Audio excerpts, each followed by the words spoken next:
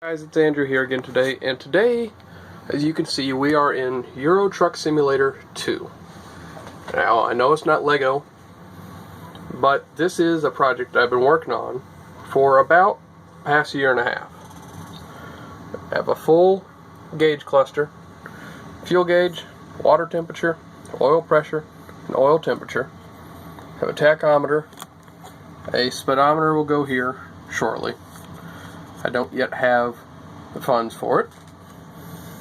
Over here we have got our key,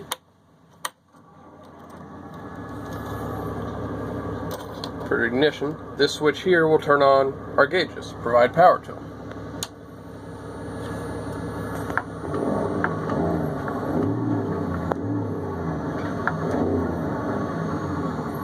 So you can see that they all work.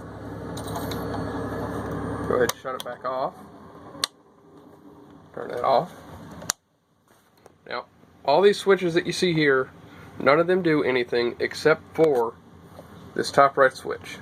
This top right switch controls two fans, one on this side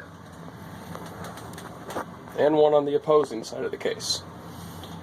This fan over here blows air in. This fan over here blows air out. And then as you can see, all the colored gauges are also lit up.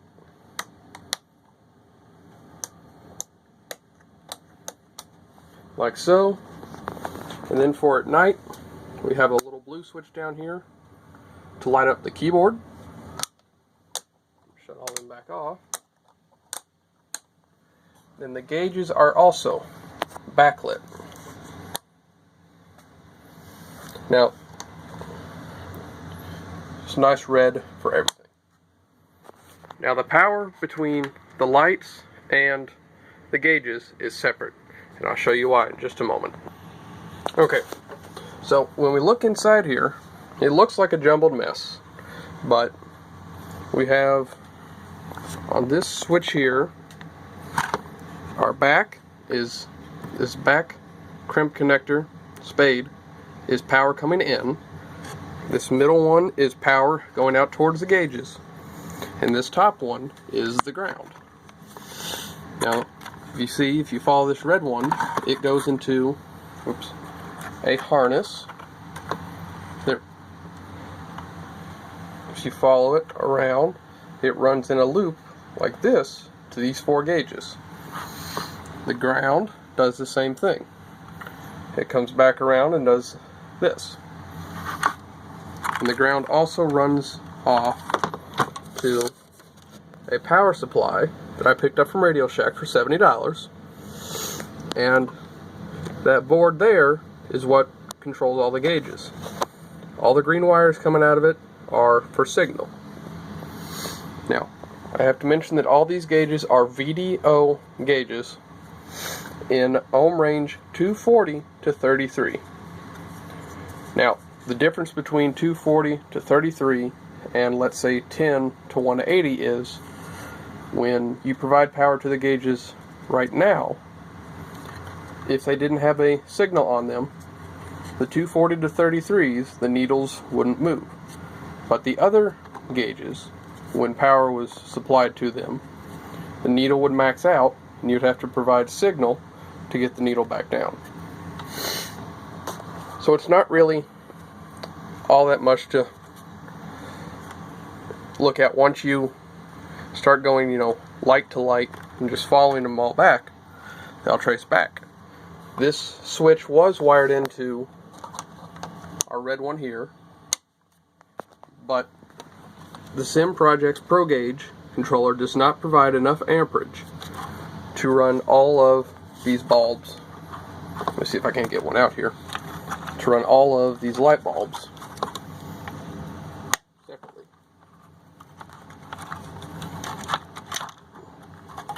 Hang on.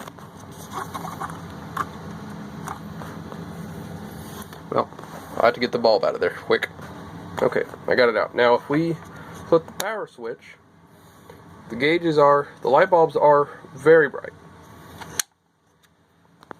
and if you look in here, that desk fan is pointed towards, well, it needs a little bit re-angling.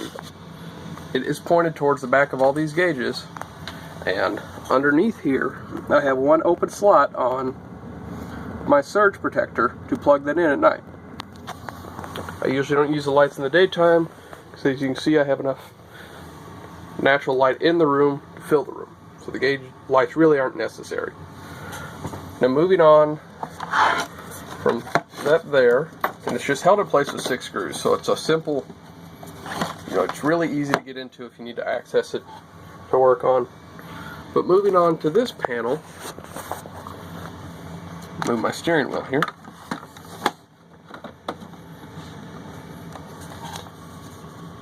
This panel,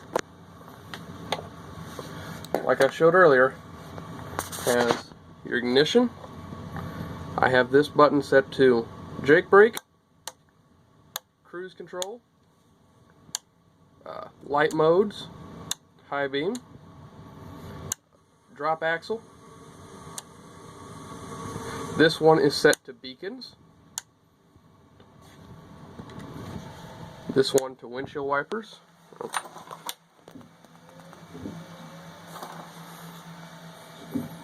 Flip it back down, you go into windshield wiper fast.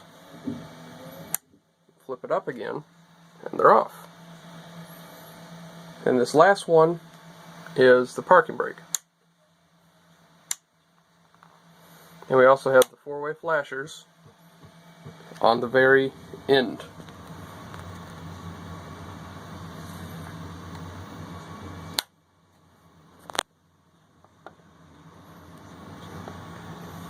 And here's flipping the light mode switch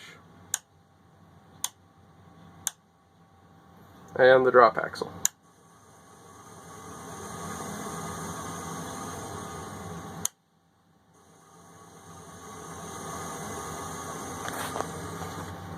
Now, my next item here, if I can get far enough away from it, is a Thrustmaster TH8A shifter. Now, the shifter has 8 gates, and you only ever use 6 for any shift pattern. So this is a piece of small metal tubing that I had. I slipped it on the ends and took a pair of pliers and squeezed it shut. I mean, it rolls back and forth a little, but that's all you can do with it. The only real way to get it off is probably to take this plate off and probably cut this out. That'd be the only way. The extension is a piece of 3/8 all thread. Same with the coupler nut. It is 3/8.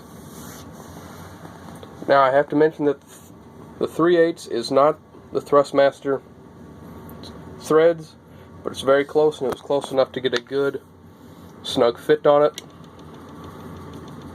There's no play in it except for the actual shifter wiggles itself. And I have a piece of cedar clamped up underneath a shelf, and that is just clamped on the end of it. Moving on, well, that's not very bright. These are a pair of Saytech Pro Farming pedals. You have your brake and your gas. They're just simple. They come up and plug into the steering wheel. And over here I have a homemade clutch that runs with a string that runs up to an Xbox joystick. It's a cluttered mess. It took a lot of zip ties to get that to stay in place, but you can see there's a spring that runs up to the bottom of my desk to keep tension on it when I push the clutch down. And on to the last piece, which is the steering wheel. It's just nothing fancy. You've got your 4 buttons over here. You have a top hat, which is set to movement, like so. This one doesn't do anything at the moment, so I have all these buttons left. Now, my range is the horn,